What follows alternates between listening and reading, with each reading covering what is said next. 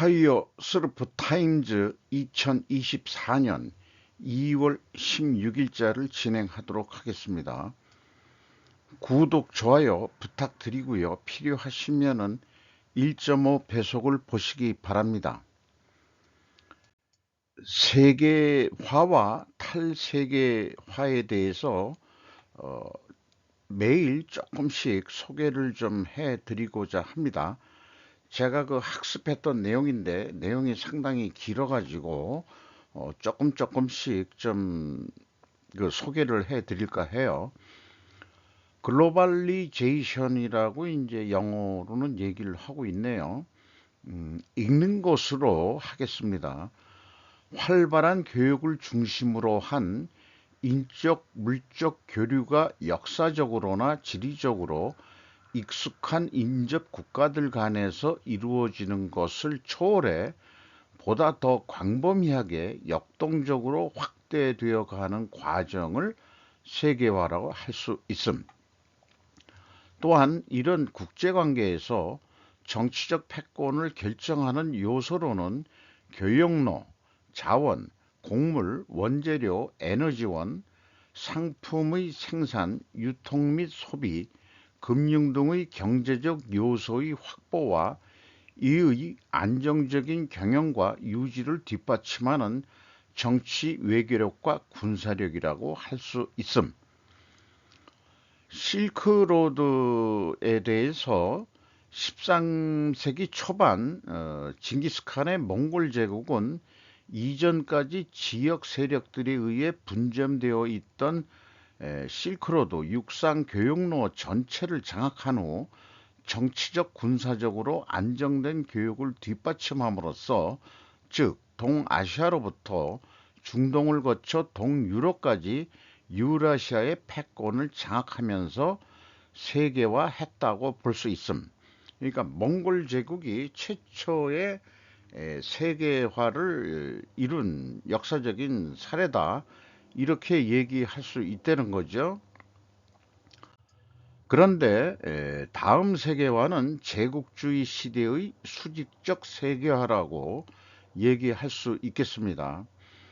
제국주의 시대의 수직적 세계화, 해상 군사력을 동원해 배타적인 교역을 추구한 구시대의 세계화, 최종 패권국은 영국, 팍스 프리타니카, 피스 바이 그리트 브리튼이라고 표현이 됩니다. 15세기에서 17세기 대항해 시대 때 유럽 주변부의 포르투갈, 스페인, 네덜란드, 영국이 차례로 공적 및 사적 군사력을 앞세워 동아시아까지 해상 교역로를 장악하면서 경제적 패권과 함께 정치적 패권도 장악해 나갔다. 18세기에서 1차 세계대전 직전 식민지 쟁탈의 각축 속의 이해에 따라 합정 연행하던 유럽 열강 각국이 해상 교역로를 통해 자국 식민지들과 형성했던 세계화다. 1차 대전 종전 후 1918년 미국 대통령 우드로우 윌슨이 선언한 민족 자결주의는 식민지 해방과 수직적 세계화 정원의 계기가 되었다.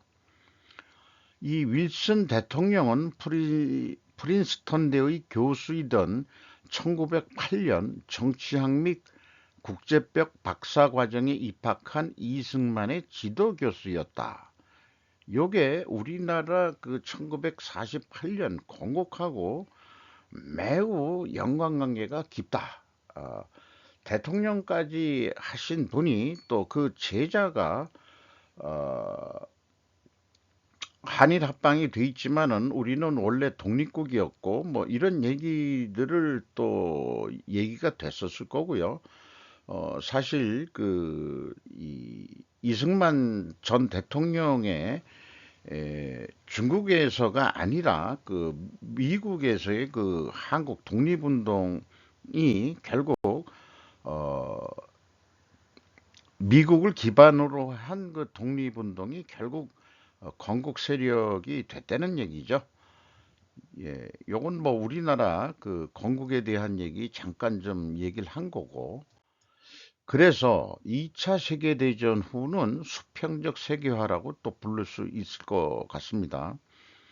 신흥 패권국 미국이 주도하는 항행의 자유와 프리 앤 오픈 트레이드의 세계화, 첫 번째가 브레튼 우주 체제, 2차 세계대전 종전 직전인 44년 미국 뉴햄프셔주 브레튼 우주에서 열린 미국 주도의 연합국 통화금융회의에서 합의한 국제통화제도, 달러의 기축통화화와 IMF 및 IBRD 국제부흥개발은행 설립 공식화됐고, 이 체제에 따라 47년의 다자간 교육에서 가장 중요한 무조건 최애국 대우 공여 원칙의 비차별성을 강조하는 관세무역 일반협정 가트, General Agreement for Tariff and Trade가 체결이 된 거죠. 이것이 2차 대전 이후에 세계화에서 각국이 경제 발전하는 데 큰 기여를 했다고 돼 있죠. 미국은 자국 시장을 개방하고 해상 교육로에서 항행의 자유를 보장한다. 이것이 팍스 아메리카나라고 얘기할 수 있을 것입니다.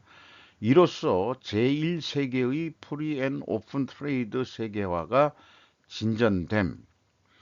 전후 복구자금 DFC, KDFC, 한국장기신용은행, JDFC 등 뭐 이런 것도 우리나라에서 생겼다는 얘기죠. 1998년 한국 IMF 사태 국제해지펀드의 공격 작품이다라고 정의를 또 내릴 수 있겠습니다. 두 번째, TO, WTO, 예, 잠깐 왜 중단이, 예, 진행하겠습니다.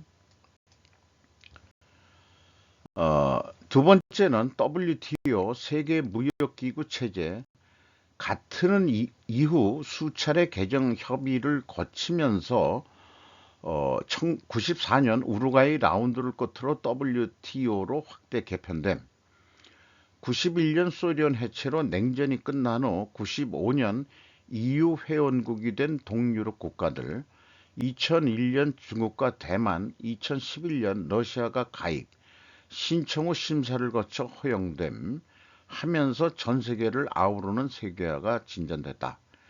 이는 최저 비용을 추구하는 개별 기업의 판단에 따른 기업 자율적인 세계화다. 이렇게 정의를 할 수 있다는 거예요. 미국, 일본, 독일 등 선진국의 제조업은 주로 저임금 인구 대국이며 국가의 통제력이 강한 중국으로 오프쇼링 되면서 선진국 제조업은 공동화되는 동시에 중국은 세계의 공장이 되었다.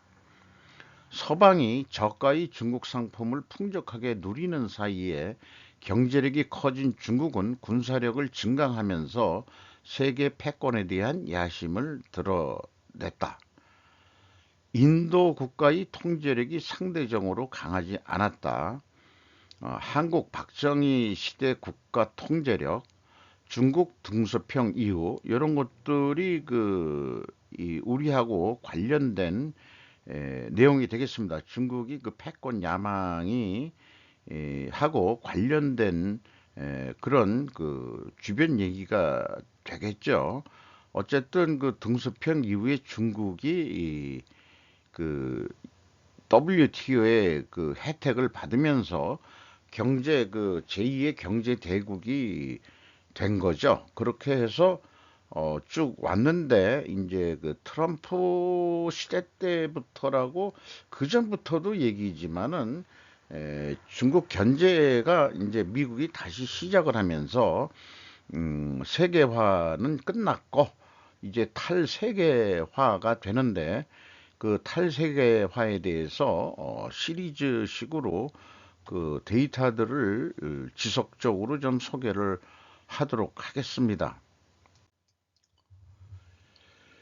김정은의 한국 정책 변화에 일본인이 대비해야 할 것, 한국 여론의 변화와 한미일 협력 관계의 중요성, 오카자키 연구소에서 웨지에 기고한 내용인데요. 어, 존 볼튼이 2024년 1월 24일자 월스트리트 저널에 논설을 게재했는데, 김정은의 언사는 한국 좌파의 대땅떠와 유화를 요구하는 햇볕 정책이 잘못되었을 뿐 아니라 위험을 폭로했다. 그는 남한을 북한의 제1의 변함없는 주요 적이라고 했다. 존 볼튼의 논리 전개를 소개를 하고 있는 거예요. 그래서 미국이 북한에 대해 적대적 의도를 갖고 있지 않다고 증명하는 것이라고 생각을 했는데, 이 논의의 북한 정권은 재통일을 북이 남을 흡수할 생각임을 파악하지 못했다는 거예요, 미국이. 오늘날 북한은 약한 바이든 혹은 무책임한 트럼프를 보며 자신들의 때가 왔다고 생각할 것이다. 김은 그것을 이용해 중요한 시기에 러시아에 무기 원조를 했다. 푸틴은 이른 시일 내에 북한을 방문하겠다는 계획을 발표했다. 바이든 행정부가 이스라엘 등으로 꽉 차 있고 대선이 다가오는 가운데 북한과 중국은 기회가 왔다고 믿을지 모른다.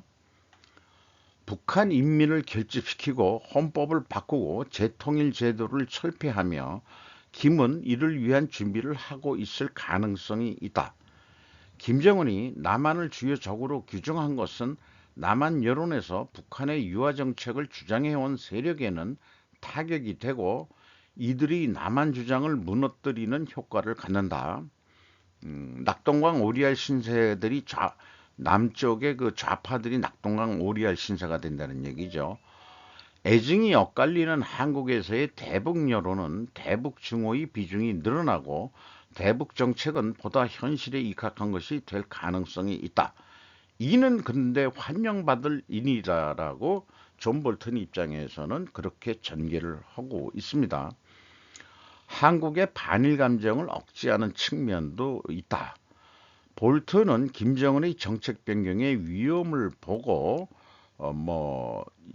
그런 얘기로 해서 안 보이는 글자는 제가 이렇게 어떻게 기억을 다 일일이 못하겠습니다만은, 어쨌든 이 반일 감정이 약화되면서 한미일 이 협력은 더 강조돼야 된다 하는 취지로 전개를 해 나가고 있습니다. 그런데 이 김일성 이 할아버지의 유훈 정치라고 얘기할 수 있을 정도로 쭉 북한이 3대까지 해왔는데, 손자 김정은이가 할아버지의 유훈 통치의 이 이념을 저버리고 이 남한을 제1의 적으로 규정함으로 인해 가지고 이것이 나중에 역사적으로 문제가 될 수도 있다라는 의견을 제시하고 있습니다. 이게 상당히 함축적이고 의미 있는 내용일 것 같은데요. 북한 내부에서 어, 우리가 남이가 했던 것은 이제 북한 애들이 먼저 얘기했던 거기 때문에, 그래서 주체사상이라는 거에 우리 젊은 좌파 들이 많이 빠졌었죠. 우리 민족끼리 이런 얘기는 솔직히 자주 국방이라든지 또 이런 자주 독립국가라든지 이런 정신적인 차원에서는 흡인력이 있었을 것인데, 이제 이것이 이제 좀 변화가 되는 거죠. 그렇게 좀 느껴지는데, 에, 아무래도 우리 한반도 상황이 뭔가 급변할 조짐이 있을 것 같다. 북한 내부에서의 어떤 문제도 발생할 수 있다. 라는 생각을 좀 하게 되는 것 같습니다. 요 글을 소개한 것은 오카자키 연구소에서 소개를 했습니다. 허 특별검사 바이든 기억 나이 문제 폭로 보도 공개 증언.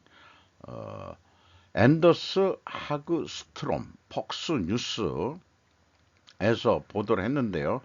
이미 소개를 했습니다만은 기억력이 좀 나쁘다는 게 핵심적인 거로 그 레포트에 돼 있다는 거죠.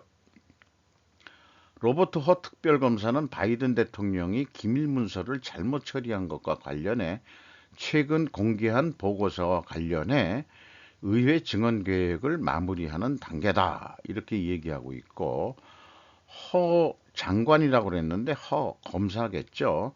폭탄 선언 보도는 바이든의 중요한 기억 문제를 드러내며 대통령의 나이에 대한 유권자들의 오랜 우려를 가중시켰다. 3월 초에 도착할 것으로 예상되는 허 씨의 증언은 하버 법사위원회 이전이 될 가능성이 높다고 악시오스가 목요일 보도했다. 허는 바이든을 기억력이 좋지 않은 동정적이고 선의의 노인이라고 표현을 했다는 거예요. 바이든이 아들 보가 사망한 해는 물론 부통령으로 재직했던 해도 기억하지 못했다. 이런 거가 좀 이슈가 될 것 같습니다. 한국계 미국인이죠.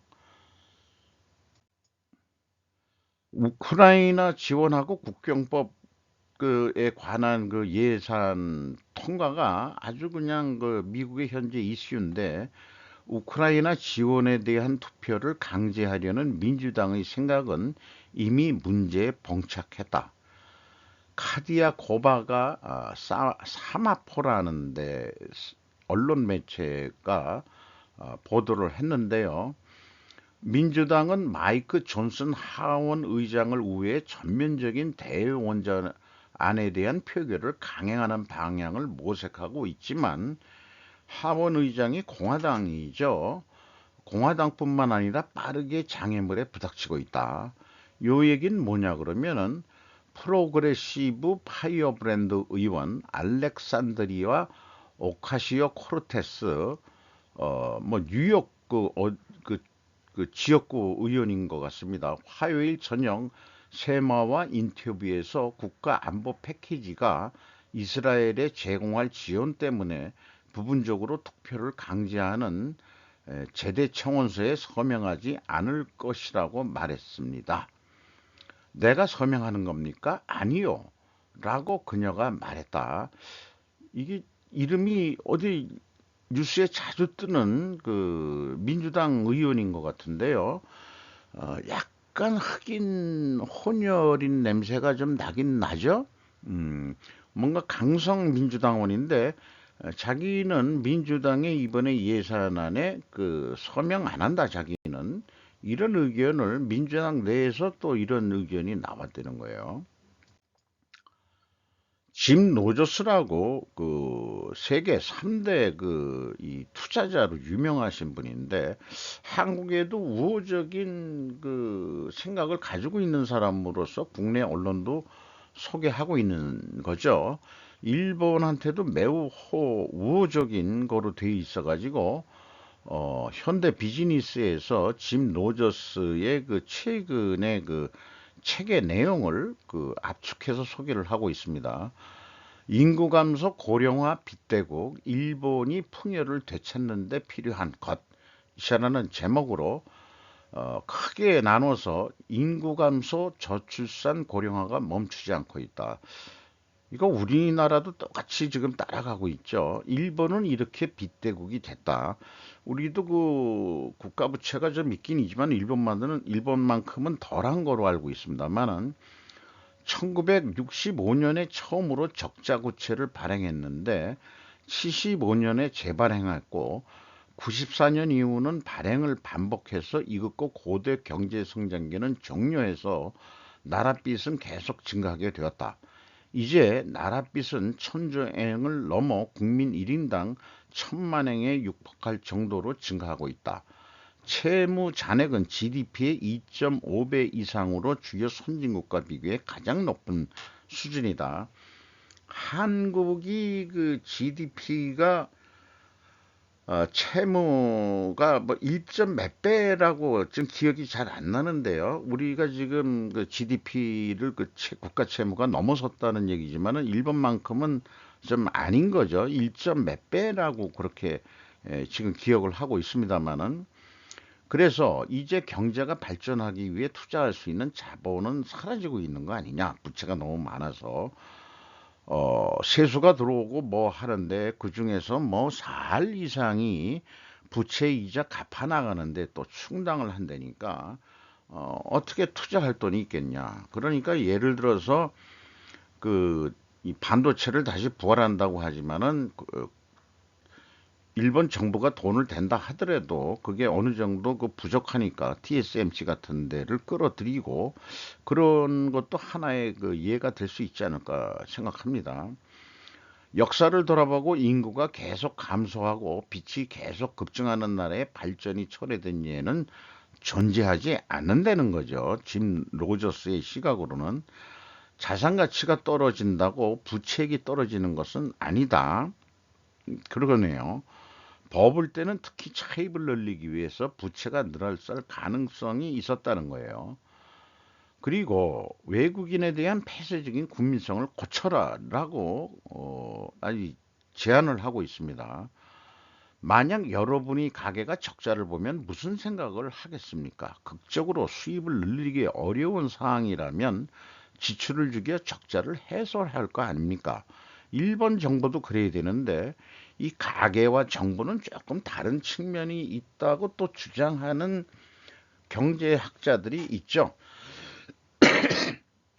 그런 것도 있는데 거시경제적인 측면은 제가 뭐 제 수준에 얘기할 수준은 안 되고, 그래서 남은 방법이 있다. 뭐냐? 뭐 산업 발전 뭐 그다음에 4차 산업 뭐 이런 거 이전에 노동력이나 이런 경제 인구가 어느 정도 밑받침이 돼야 되기 때문에 뒷받침이 남은 방법은 이민 수용이다. 이것이 이제 한 거고 미국의 예가 그런 거 아니냐.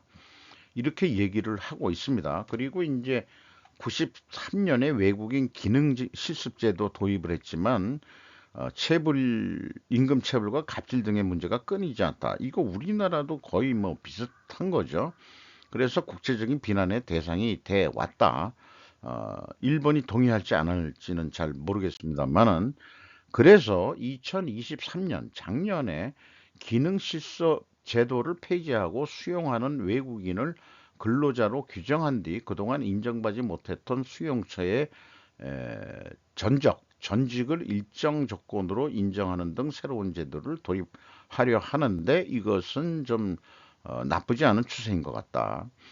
근데 여기에 대해서 근로자로 규정한다, 그런다 하더라도 기초 최저임금제는 일본은 지역 도시와 농촌과 지방과 도쿄와 차등을 두고 있는데 우리나라는 그걸 뛰어넘어 가지고 전국 통일 최저임금제 외국인이나 한국인이나 똑같이 줘라. 이게 공정한 건지 아닌지 그게 잘 판단이 안 습니다. 그게 오히려 불공정한 거 아니냐. 외국인을 쓰는 이유는 싼 맛에 쓰는 건데 이게 우리나라는 뭔가 좀 잘못된 것 같아요. 문정부 때 해놓은 게. 우리의 현재 인플레이션이 뭐 코로나 웃는 뭐 이런 걸 하지만은 코로나에 이제 끝나고 뭐 여러 가지 원자재 가격이 오르고 뭐 또 경비들이 오르고 뭐 그랬다 어쨌다고 하지만은 궁극적으로 왜 우리나라가 지금 경제는 떨어지는데 물가 소비자 물가만 이렇게 아주 단정적으로 뭐 그냥 한마디로 짜장면 값 하나만 얘기를 하더라도 올라도 좀 너무 올랐어요. 경제는 디프레이션인데 소비자 물가만 왕창 뛰고 있다는 얘기죠. 뭐 그런 게 우리나라는 있고 그다음에 이제 대학교 문제가 있는데 지금 인구가 주니까 정원을 못 채우니까 지금 우리나라도 대학교가 이제는 뭐 지방대학이나 뭐나 이런 경우는 이제 다들 폐교해야 될 상황까지 엿보게 되는데 기왕에 있으니 그 외국인들을 유학생들을 많이 받아들여야 되지 않느냐. 요거는 한국도 마찬가지예요. 전문대 등 뭐 이런 등등 해서 외국인 학생들을 유학생을 받아들이면은 문화체육부인가요? 거기에서 대학교에 지원금을 주기 때문에 운영할 수 있다 이런 얘기죠. 근데 그 유학생들이 나중에 돌아갈 수도 있고 한국에 취직할 수도 있고 또 어떻게 하면은 거기서 우리나라에서 또 결혼할 수도 있고 등등 이것도 인구 증가의 그 한 방편일 수도 있고 노동력 확대도 되고 그 다음에 고급 두뇌를 또 키우는 그런 역할도 가능할 것이다라고 짐 로저스는 생각하는 것 같아요. 그리고 외국인 이민을 그렇게 수용하면서 일본은 관광 입국을 지양해야 한다고 이제 의견을 제시하고 있는데 많은 댓글이 있습니다. 댓글이 368개나 되는데 맨 위에 뜬 칸이라고 21시간 전 이렇게 했는데 짐 로저스의 말은 짐한테만 이득이 되는 것이고 일본이 득을 보는 것은 일본인이 생각하는 것이다. 그러니까 요거가 요런 표현은 어 일본한테 이렇게 훈수를 두는 것은 자기가 돈 벌려는 욕심에 자기한테만 이득이 되는 거지. 이런 식으로 이제 그 좀 비판적인 글을 이렇게 풀어서 길게 그 썼습니다.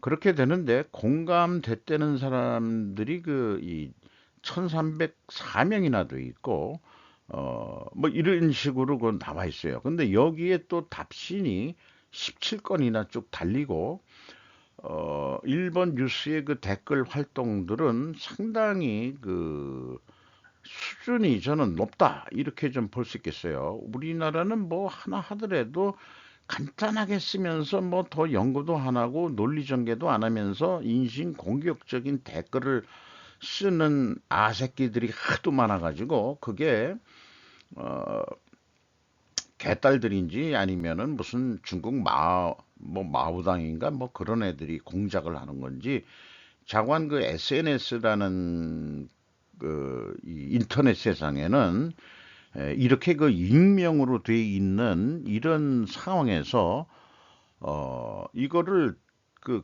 댓글을 쓰려면 뭔가 이렇게 아이디도 넣고 그다음에 자기 신분 어느 정도 구체적으로 넣어야 되는 건지 잘 모르겠습니다만 일본은 외국 사람은 저도 댓글을 한번 써보려고 그 등록을 해보려고 하는데 안 되더라고요. 그러니까 일본 사람만 댓글을 하게 여기는 돼 있는 것 같아요. 근데 우리나라는 아니죠. 외국 누구라도 한글로 그 댓글을 쓰면은 되는 것으로 우리나라는 그런 게 많은데 이게 좀 정치 공작이라든지 프로파간다를 퍼뜨린다든지 이럴 때는 문제가 크게 될 것 같습니다. 우리나라가. 일본은 뭔가 그 통제를 하고 있는 것 같아요. 글쎄요, 글로벌 세상에 미국 같은 경우에는 뭐 외국인도 댓글을 쓸 수 있을 것 같긴 합니다만, 어, 그게 뭐 미국식 따라 한다면 미국식을 일단 스탠다드로 보고 하는 것도 괜찮겠습니다만은 결론은 그 댓글을 쓰는 국민이나 수준이 문제인 거죠. 여기에 대해서는 저는 우리나라 댓글 수준은 일본의 그 시다바리 정도뿐이 안 되는 저질스러운 에, 종족이다라고까지 저는 아주 그냥 폄하를 하고 싶을 정도입니다. 많이 당해봐서 그래요. 저도 몇 건. 그 짐 로저스의 얘기를 충분 조건으로 우리가 쉽게 좀 이해를 더 하기 위해서 우리가 도표로 한번 만들어보는 논리 연습을 해보고자 합니다. 충분 조건은 if 만약 뭐뭐 하다면 then 뭐뭐 하게 될 것이다. 이런 얘기인데 가계가 적자라면은 만약에 가계가 적자라면은 그러면은 소비를 줄일 것이다. 왜냐하면은 수입을 증가시키기 어렵기 때문이다. 이렇게 그 원인 가정을 세워볼 수도 있고 또 두 가지 충분 조건으로 이렇게도 표현할 수 있습니다. 가계 적자가 되고 또 또한 수입을 증가시키기 어렵다면은 그러면은 소비자들은 소비를 줄일 것이다. 이런 얘기인데 개인은 분명 소비를 줄이는데 일본 정부는 왜 계속 재정적자 정책을 하느냐 부채를 지어가면서 그러니까 일본의 앞날이 그렇게 밝지가 않다 이런 식인데 잘 모르겠어요. 솔직히 그거가 또 어떻게 풀릴지 음, 뭐 그 미국이 그 이 금리를 그렇게 올리면서도 압력이 있겠지만은 그 일본은 제로 금리로 그냥 30여 년을 거의 잘 버텨 왔으니까 뭐라고 하기가 좀 쉽진 않을 것 같아요. 그래서 국민복지연금이라든지 이런 등등으로 해서 재정 수요가 많다 보니까 정부 부채를 많이 친 것도 사실이고 그런 거죠. 그래서 그건 그렇고 그 짐 로저스가 얘기한 거 그 해결책 만약 이민을 그 많이 수용을 한다면은 그러면은 인구 증가 및 노동력가 확보될 것이다. 근데 이게 또 원인 가정이 이 인구 증가 및 노동력 확보가 되는데 왜냐하면은 외국인 유학생도 증가하기 때문이다. 이렇게 하면은 요거는 근본 원인 가정으로 조금 부족하니까 이 두 가지 이 조건이 충분 조건 논리로 만약에 이민도 이 취업 이민도 많이 증가시키고 또한 외국인 유학생을 많이 받아들인다면은 인구 증가 및 노동력가 확보될 것이다. 그리고 인구 증가 및 노동력이 확보가 만약에 된다면은 관광 입국 지향을 쉽게 할 수 있을 것이다. 또한 왜냐하면은 엔저기 때문에 지금 외국 특히 한국 사람들이 제주도 가느니 일본 가서 그 싸게 먹고 돌아온다. 저가 항공 타고 요런 거가 우리가 익히 알고 있는 그 이 지식으로 이렇게 그 충분 조건 논리로 한번 정리를 해 볼 수 있겠습니다. 이상 2월 16일 파트 1 성격을 끝내고요. 파트 2는 그 매출액 및 영업이익 15% 이상, 30% 이상 그 대기업은 그 15% 이상 변동 원인에 대해서 리스트업한 내용을 좀 그 원인 설명에 대한 것이 얼마나 논리적인 건지 감상해 보는 시간을 파트 2에 별도로 가져보도록 하겠습니다.